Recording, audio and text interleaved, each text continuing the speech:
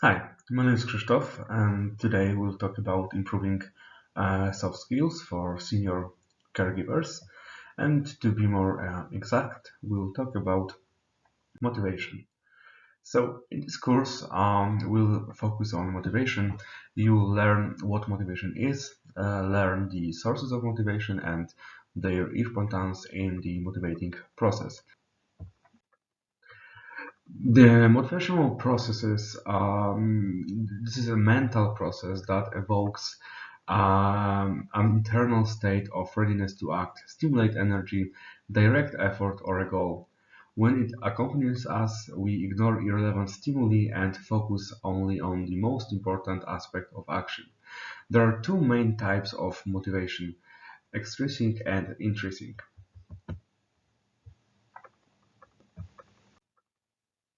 So we talk about intrinsic motivation, which is internal motivation, when we take action without any visible external rewards.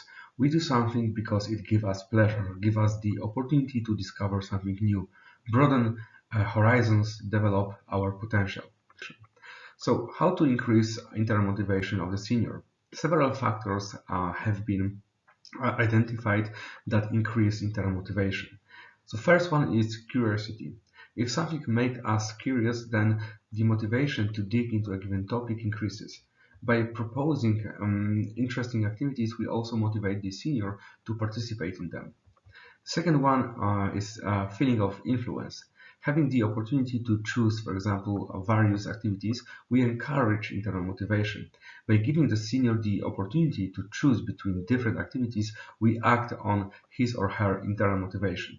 The third factor is recognition. People usually like to be praised, and when we experience it, internal motivation increases, and that increase the desire to engage in a given activity.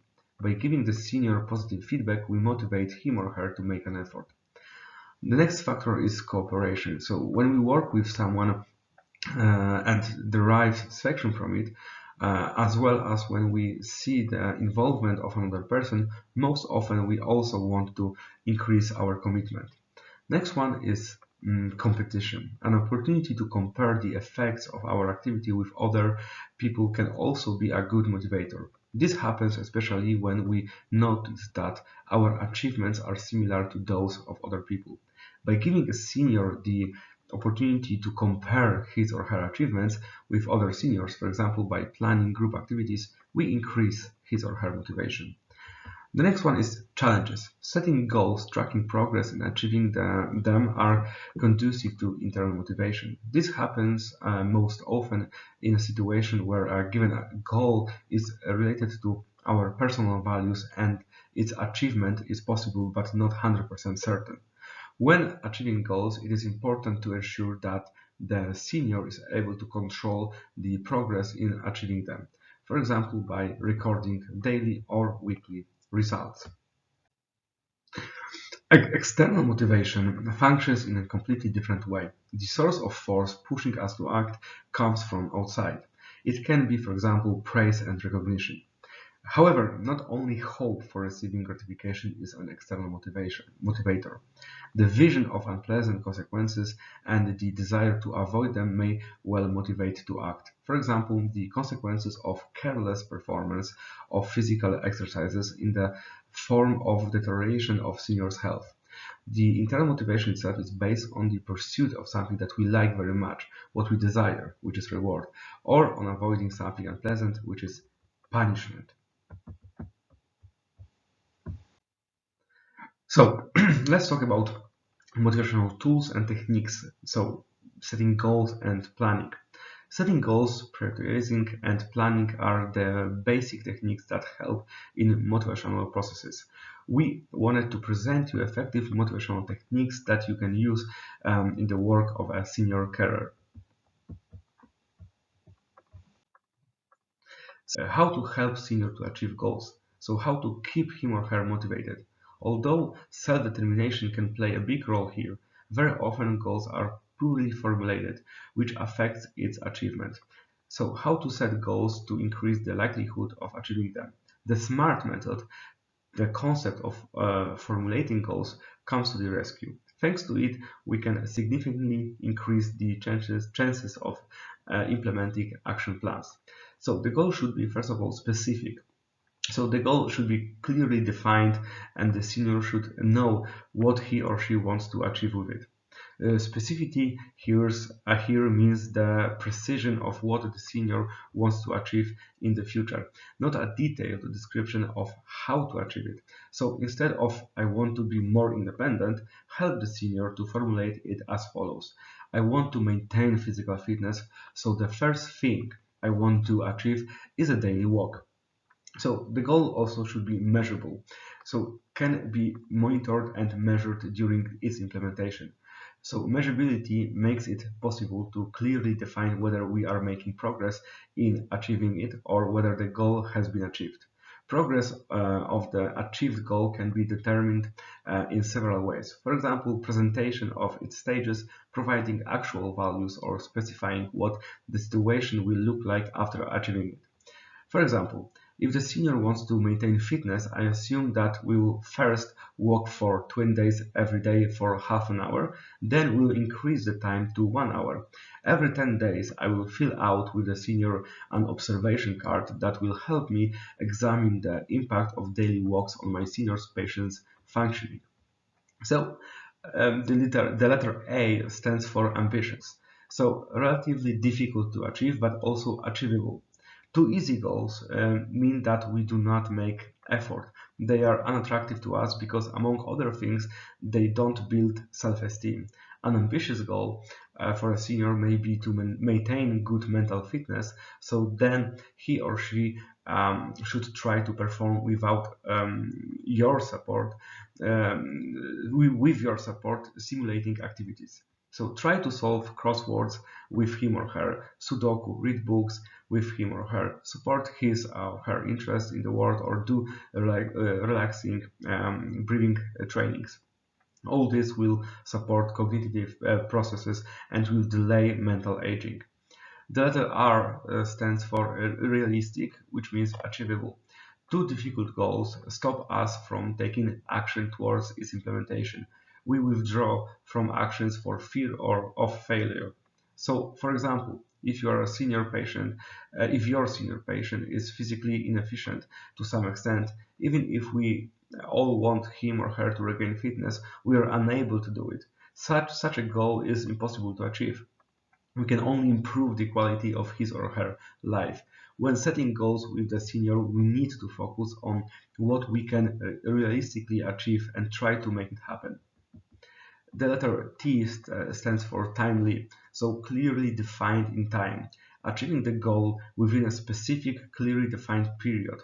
Time pressure will increase seniors' mobilization to action and make him or her able to effectively monitor the achievement of its stages. Achieving intermediate goals will also motivate him or her to reach the next stages of the main goal. Instead of saying sooner or later, I will definitely be more independent, choose the tactic of until next month, I will cope well with the use of mobile phone to be able to contact my loved ones more often. So help the senior to imagine achieving a goal. So help the senior to imagine the moment when he or she reached the desired goal. Let the senior think about how he or she will feel and what will happen thanks to it. They must be positive images that will motivate the senior to act.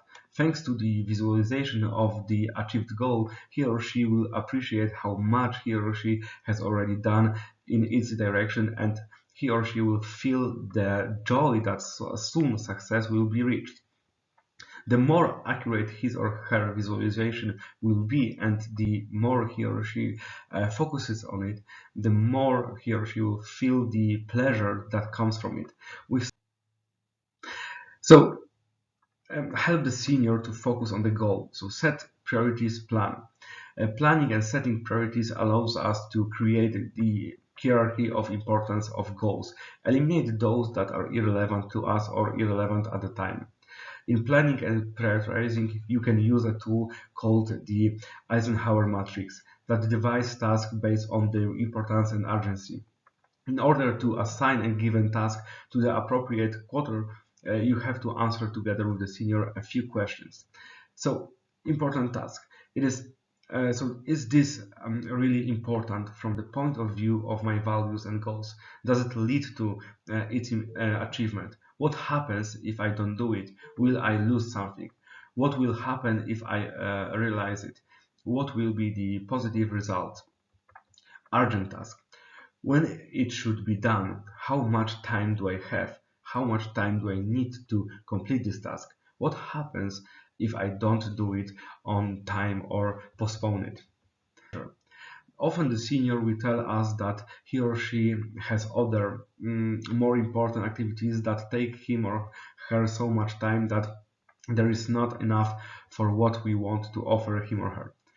It is worth asking them then in which quarter would they place what he or she is implementing, and what takes him or her so long.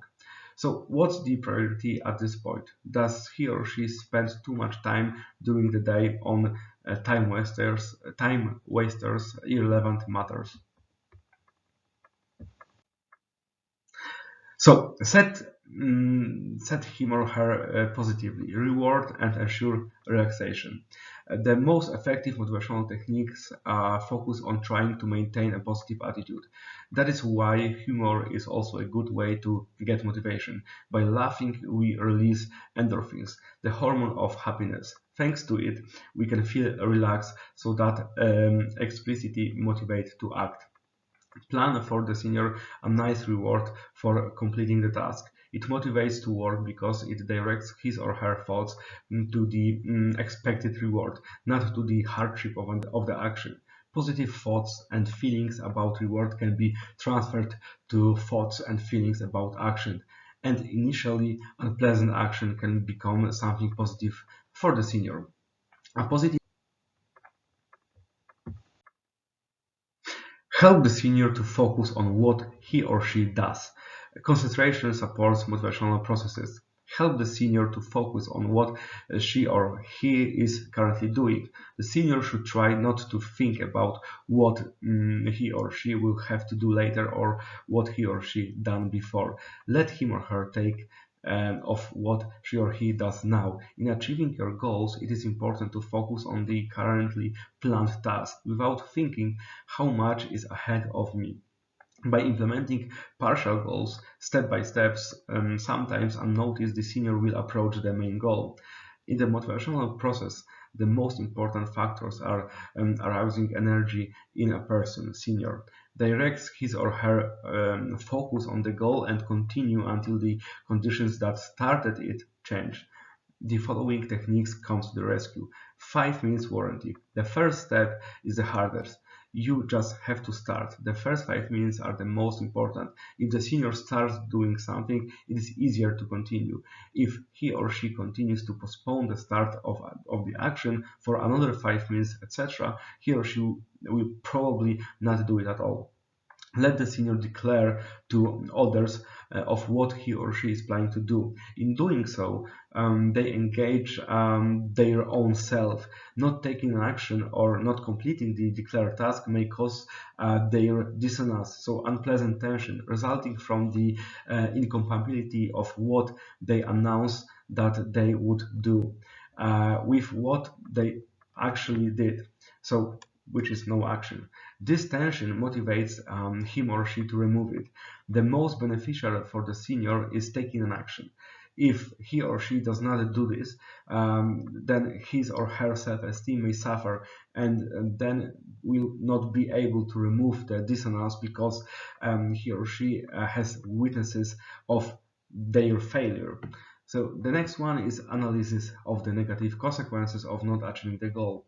Negative consequences are kind of loss, and people do not like to lose. The awareness that by not taking a given action we expose ourselves to a certain loss may encourage us to take this action and avoid this loss.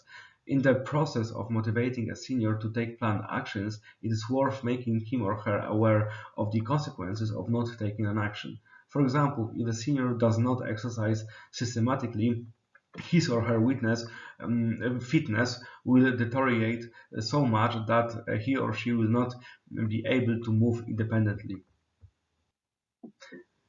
Now, so now we'll stop this video, and we'll try to make this exercise. So please go through the instructions and try to conduct this exercise.